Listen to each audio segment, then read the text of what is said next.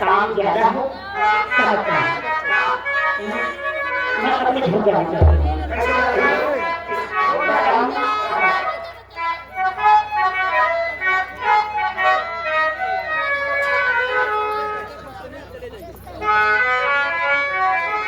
मजारे रखने की कैसे अपने अपने घर यहाँ आज आ रहे हैं ना, इसलिए मेरा इंतजार होता है, उसका मेरा है, इसीलिए कहना चाहता हम दुल्हन तुम्हारा हम दुल्हन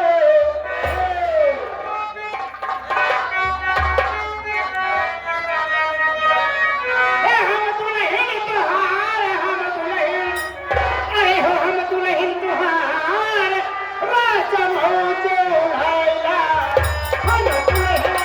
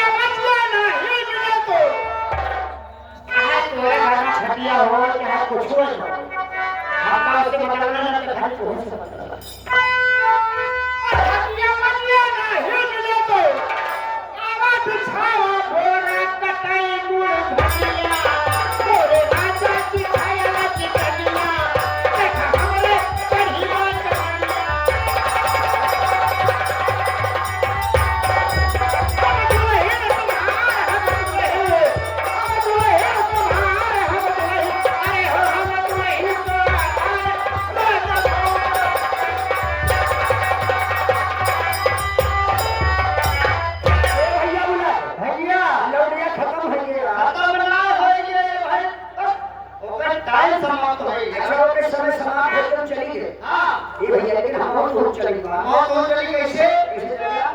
हाँ कैसे?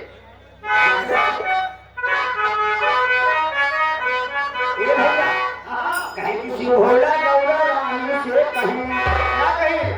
किसी भोला गौरा रानी से कहीं अरे की बाजू बड़ी बहु रही